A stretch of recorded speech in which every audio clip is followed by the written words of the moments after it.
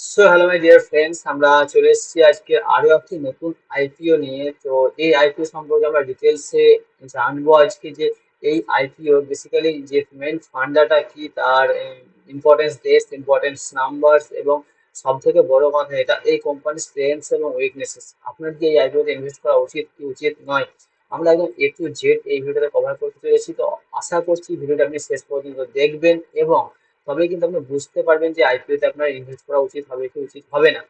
কারণ আমরা দেখছি বেশ কয়েকদিন থেকে, ইভেন বেশ কয়েক মাসে পাওয়ার সেক্টর যেভাবে কাজ করে চলেছে, ইলেকট্রনিক্স বা পাওয়ার সেক্টরে, সেখানে বিভিন্ন ধরনের আইপিও কিন্তু আসছে, বিভিন্ন কোম্পানির আইপিও আসছে, তারা ভালো রকম লিস্টিং গেইনও দিচ্ছে। আজকেও ঠিক পাওয়ার সেক্টরের একটা আইপিও এসছে, মোটামুটি পাওয়ার সেক্টর বলা যেতে পারে। এবং সেই সঙ্গে কালকে একটা আইপিও এসছে, সেটা দেখেছিলাম আমরা, সেটাও কিন্তু পাওয়ার সেক্টর রিলেটেড। তো সমস্ত আইপিও কি আপনাকে টাকা দেবে এমন তো নয়। তো আজকে আমরা বেশ কিছু বিষয় নিয়ে জানবো আজকে এই কোম্পানিটা নিয়ে, যার কারণে আপনি কিন্তু বুঝতে পারবেন আপনার ইনভেস্ট করা উচিত কি উচিত না। তো চলুন শুরু করে আজকে আমাদের এই video. So first of all, video শুরু করার আগে আপনি যদি আমাদের চ্যানেলে নতুন হয়ে থাকেন, তাহলে অবশ্যই আশা করবো যে আপনি চ্যানেলটিকে সাবস্ক্রাইব করে রাখবেন, যাতে করে আপনি শেয়ার মার্কেটকে ভালোভাবে শিখতে পারেন। কারণ আমাদের চ্যানেলে স্টক মার্কেট এখন বাংলাতে, ওকে। সো মেরাডিনা ইনভেস্টোপিডিয়াকে অবশ্যই সাবস্ক্রাইব করবেন। ভিডিওটি ভালো লাগলে অবশ্যই ভিডিওটি লাইক করবেন, ওকে। তো চলুন শুরু করি। First of all, Ratnaveer precision engineering IPO নিয়ে। তো এই বেসিক্যালি আগে জানা উচিত যে কোম্পানিটা কি কাজ করে। তো কোম্পানি বেসিক্যালি যে কাজটা করে থাকে সেটা হচ্ছে স্টেনলেস স্টিলের product manufacturing company. Stainless steel মানে শুধুমাত্র আমরা যে ঘরে যে বাসনপত্র ইউজ করি সেই স্টেনলেস স্টিল নয়। স্টেনলেস স্টিলে আরো বিভিন্ন ধরনের প্রোডাক্টস হয়, তো সেই সমস্ত প্রোডাক্টস কিন্তু এই কোম্পানি তৈরি করে থাকে। তো কি কি প্রোডাক্ট তৈরি করে থাকে সেগুলো আমরা জানবো। তার মধ্যে এবার এই কোম্পানির মেনলি চারটে ম্যানুফ্যাকচারিং ইউনিট আছে। একটা নয়, দুটো নয়, চারটে ম্যানুফ্যাকচারিং ইউনিট আছে।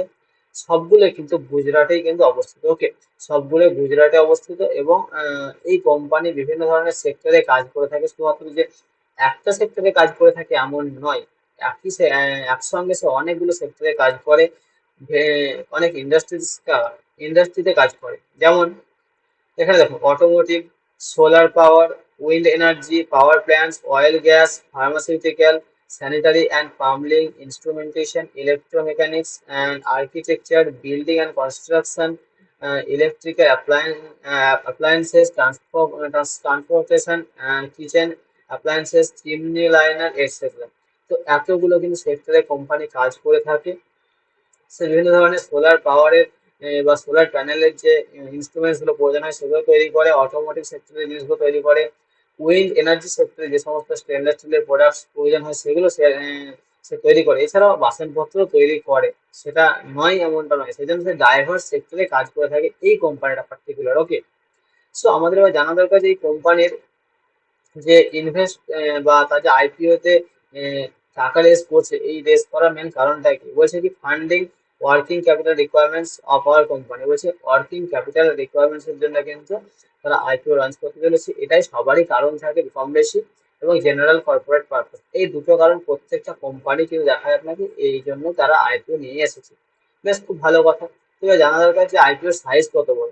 আইপিও সাইজ খুব বেশি বড় না, ছোট আইপিও, মোটামুটি 165 কোটির আইপিও কিন্তু সে লঞ্চ করতে চলেছে।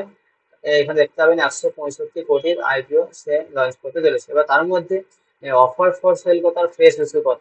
অফার ফর সেল হচ্ছে আপনার 1,38,00,000 শেয়ার হচ্ছে offer for sale, sorry fresh issue. এবং অফার ফর সেল হচ্ছে আপনার 30,40,000 শেয়ার অফার ফর সেল কিন্তু এই আইপিও আমরা দেখতে পাবো। এবার এই যে ইম্পর্টেন্স ডেটস এবং নাম্বারস নিয়ে কথা বলা যাক। ইম্পর্টেন্ট ডেট কি কি হচ্ছে, আইপিও কবে ওপেন হবে। আইপিওটা ওপেন হবে বেসিক্যালি আপনার 4 তারিখে, সেপ্টেম্বর মাসের 4 তারিখে আইপিওটা ওপেন হবে। বন্ধ কবে হবে, বন্ধ হবে আপনার সেপ্টেম্বরের 6 তারিখে। এবং এর যে প্রাইস, কেমন কি প্রাইস হতে পারে, প্রত্যেকটা শেয়ারের প্রাইস মোটামুটি 93 থেকে 98 এর মধ্যে থাকবে। মোটামুটি আপনার 100 টাকার মধ্যে দলের প্রাইসটা থাকছে। এবং লিস্টিং কোথায় কোথায় হবে, লিস্টিং হবে আপনার বিএসসি এবং এনএসসি দুটোতে কিন্তু লিস্টিং হবে, আমি দেখতে পাবো। এছাড়াও আপনি অ্যাজ এ রিটেল ইনভেস্টর কত টাকা মিনিমাম ইনভেস্ট করতে পারবেন, দেখুন এখানে এটা দেওয়া নেই, কারণ এটা আপকামিং যারা লিখে রেখেছে, আমি দেখলাম অনেক জায়গাতে। তো এখানে আপনি অ্যাজ এ রিটেল আপনি মোটামুটি 14,000 টাকা থেকে 15,000-এর মধ্যে কিন্তু আপনাকে ইনভেস্ট করতে হবে। মোটামুটি 13,800 থেকে হতে পারে 14,700-800 পর্যন্ত, 15,000 যাবে না। তো 13 থেকে 15-এর মধ্যে আপনি ইনভেস্ট করতে পারেন।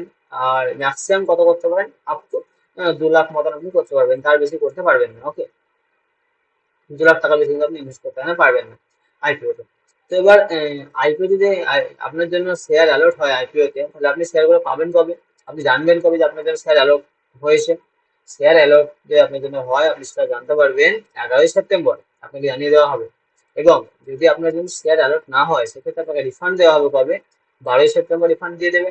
এবং যদি আপনার জন্য শেয়ার অ্যালট হয় সেক্ষেত্রে আপনি কবে আপনার ডিম্যাট অ্যাকাউন্টে সেটা পাবেন, মোটামুটি এই 13ই সেপ্টেম্বর আপনার ডিম্যাট অ্যাকাউন্টে এটা ক্রেডিট হয়ে যাবে। ওকে, এবং আপনি যদি ভাবছেন যে আমি আইপিওতে ইনভেস্ট করবো না, আমি যখন লিস্টিং হবে তো লিস্টিং এর পরে ট্রেড করবো, তার জন্য আপনার জন্য লিস্টিং হবে এই কোম্পানিটা কবে, 14ই সেপ্টেম্বর আপনার জন্য এটা লিস্টিং হবে, আপনি এখানে ট্রেড করতে পারবেন।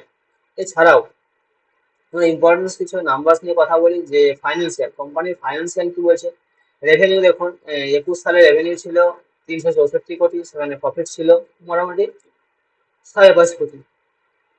22 সালে তার রেভিনিউ ছিল 428 কোটি, প্রফিট ছিল মোটামুটি 9.5 কোটি মতন। ওকে, 2023 সালে তার রেভিনিউ হচ্ছে 481 কোটি, প্রফিট ভালো মতন করেছে, মোটামুটি আপনার 25 কোটি কিন্তু প্রফিট করেছে এখানে, খুব ভালো বিষয়। আর্নিং পার শেয়ার, যেটা আমরা ইপিএস বলি, 7.26 পার ইকুইটি শেয়ার দেওয়া আছে এখানে। পিয়ার গ্রুপ কি কি আছে এই কোম্পানির, পিয়ার কম্পারিজন মে কে কে আছে বলছে, M forgings limited, Menon bearings limited, Venus pipes and tubes limited, এগুলো হচ্ছে তার পিয়ার কম্পারিজন। কোম্পানির প্রমোটার কি আছে, কোম্পানির প্রমোটার আছে বিজয় রামনলাল সংঘাবি। ওকে, ইনি হচ্ছেন কোম্পানির প্রমোটার। তো এই ছিল বেশ কিছু ইম্পর্টেন্ট নাম্বার। এরপরে আমরা আরো দু একটা বিষয় দেখে নেবো, সেটা হচ্ছে কি, দেখুন কোম্পানির যে স্ট্রেংথস এবং উইকনেসেস সেগুলো তো আমরা অবশ্যই জানবো। তো সেগুলো জানার আগে আরো দু একটা বিষয় আমরা এখানে দেখে নেবো, যে কোম্পানির টোটাল অ্যাসেট, কোম্পানির রেভিনিউ, কোম্পানির বড়োইংস। দেখুন আপনি এখান থেকে সমস্ত কিছু দেখতে পাবেন, আপনি ইচ্ছা করলে এটা স্ক্রিনশট নিতে পারেন এবং এটা দেখতে পারেন। কোম্পানির টোটাল অ্যাসেট বর্তমানে রয়েছে 389 কোটি, টোটাল রেভিনিউ 481 কোটি। 2023 সালে এটা হয়েছে। ওকে, অ্যাসেট তো অবশ্যই কন্টিনিউ বাড়বে, ঠিক আছে এটা। নেট ওয়ার্থ কোম্পানির বেড়েছে, 106 কোটি হয়েছে। কোম্পানির বরোয়িংসও কিন্তু বেড়েছে, মোটামুটি 229 কোটিও কোম্পানির কাছে বরোয়িং এখনো রয়েছে কোম্পানি।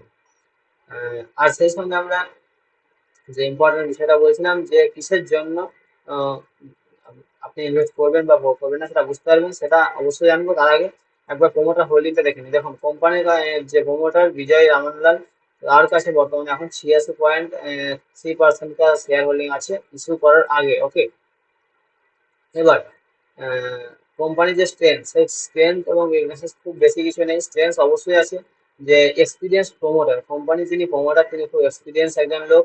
হ্যাঁ, এবং এফিসিয়েন্ট কোয়ালিটি কন্ট্রোল প্রসিডিওর, তাদের কোয়ালিটি কন্ট্রোলটা খুব ভালো আছে, এফিসিয়েন্ট কোয়ালিটি কন্ট্রোল তারা মেনটেন করে। এছাড়াও তাদের diverse product portfolio with design, তাদের যে পোর্টফোলিও, সেখানে আমি যেমন আপনাদের বললাম আগে, যে অনেক বিষয় তারা ডিজাইন করে, ম্যানুফ্যাকচার করে, সেলস করে, বিভিন্ন বিষয় তারা কাজ করে, সেজন্য ডাইভার্স পোর্টফোলিও রয়েছে, এটা একটা ভালো দিক।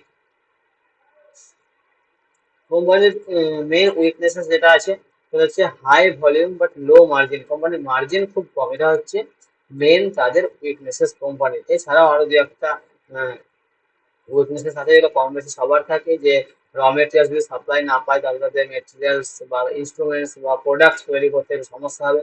এটা সমস্ত কোম্পানির ক্ষেত্রেই, শুধু সেই কোম্পানি বলে না, সমস্ত কোম্পানির ক্ষেত্রেই সেম সমস্যা। ওকে, এটা হয়ে থাকে। এছাড়া আরো দু একটা সমস্যা আছে, মেন যে সমস্যা এটা বলা দরকার আপনাদের সঙ্গে, উচিত কথা বলা, তো ongoing legal proceedings involving the company it's প্রমোটার্স and directors.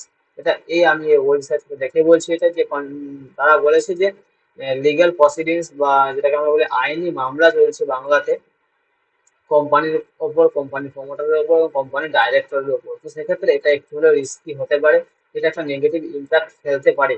ওকে, এই জন্যই বলেছিলাম যে ভিডিওটি শেষ পর্যন্ত দেখুন, যাতে আপনি বুঝতে পারেন যে আপনার এই কোম্পানিতে ইনভেস্ট করা উচিত কি উচিত নয়। সো আশা করছি আপনাকে আমি বোঝাতে পেরেছি যে এই কোম্পানিতে ইনভেস্ট করা উচিত হবে কি উচিত হবে না।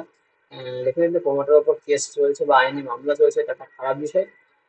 সো এরপর ডিসিশন আপনি নিজে নেবেন যে আপনি ইনভেস্ট করবেন কি করবেন না। ওকে, আপনি যদি ইনভেস্ট করতে নাও চান সেক্ষেত্রে আপনি লিস্টিং হওয়ার পর ট্রেড করতেই পারেন, বাট সেখানে আপনি লিস্টিং গেনটা পাবেন না, এটা একটা নেগেটিভ বিষয়। ওকে, সো আশা করছি আপনার আমি বোঝাতে পেরেছি আপনার এখানে ইনভেস্ট করা উচিত কি উচিত নয়। সো যদি ভিডিওটা ভালো লাগে থাকে অবশ্যই লাইক করে বন্ধুদের সঙ্গে শেয়ার করতে ভুলবেন না। দেখা হবে আরো নতুন একটা ভিডিও নিয়ে অন্য কোনো দিন, অন্য কোনো একটা ভিডিওতে, সেখানে আমরা আরো ডিটেলস জানবো, আরো নতুন নতুন বিষয়। তার জন্য অবশ্যই চ্যানেলটি সাবস্ক্রাইব করে রাখবেন এবং ভিডিওটি ভালো লেগেছে তো অবশ্যই বন্ধুদের সঙ্গে শেয়ার করে দেবেন, এটাই আমার আপনাদের কাছে আশা। Thank you, have a good day.